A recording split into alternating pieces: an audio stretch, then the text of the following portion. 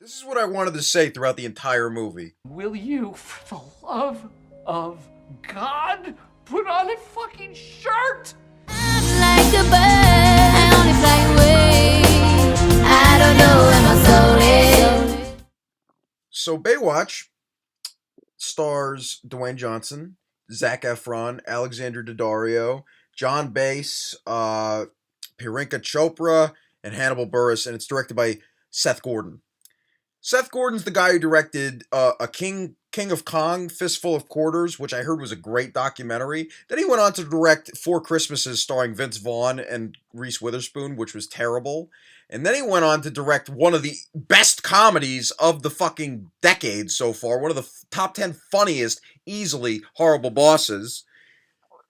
Then he went on to make one of the top 5 worst films of the decade, in my opinion, Identity Thief.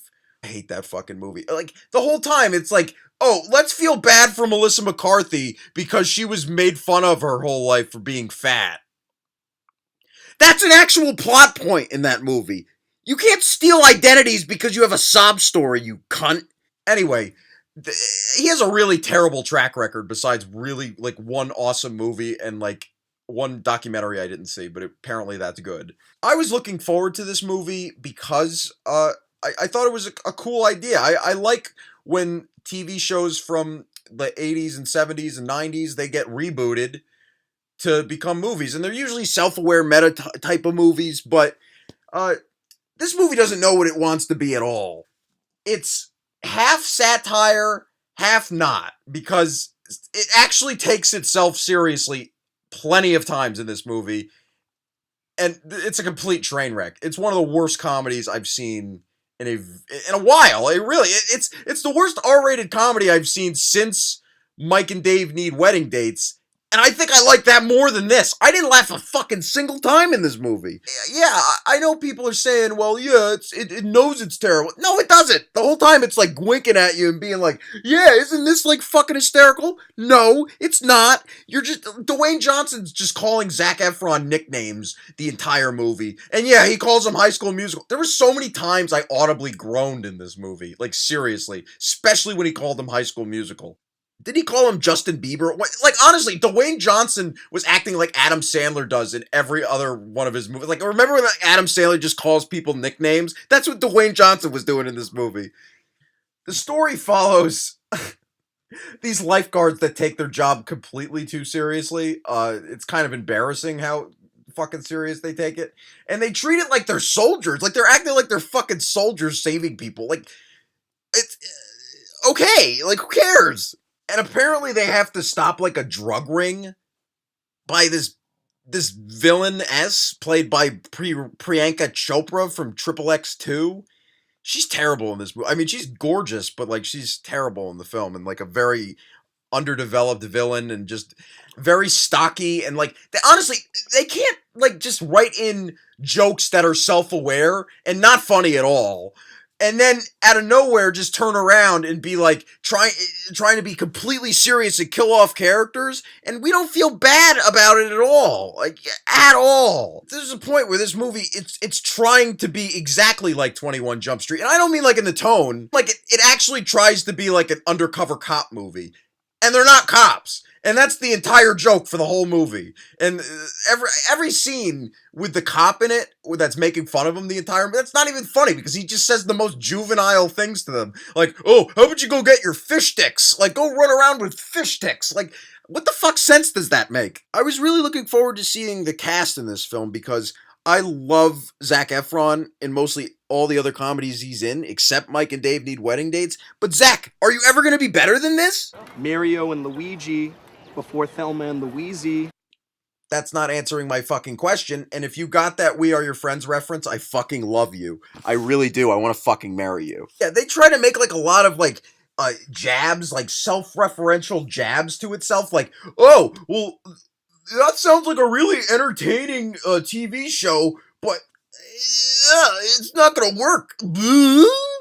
No. And then this movie doesn't even know how to do cameos right. Like, David Hasselhoff just shows up in a Sprint store, and then Pamela Anderson just comes by in super slow motion, and she doesn't say a goddamn word. Like, fucking great. And The Rock in this movie, like, remember how Rock was so great in Pain and Gain? Damn it! Why'd you make me do that to you, Victor? I have responsibilities. Jesus Christ himself has blessed me with many gifts. One of them is knocking someone the fuck out.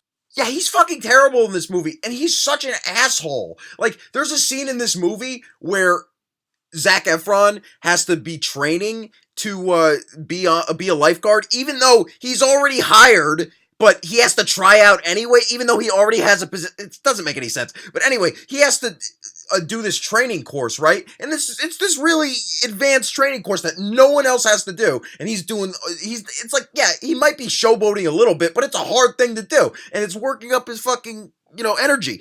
Then Dwayne Johnson says, right after Zac Efron's done, "Oh, that's not the real course. Now you're going to have to battle me."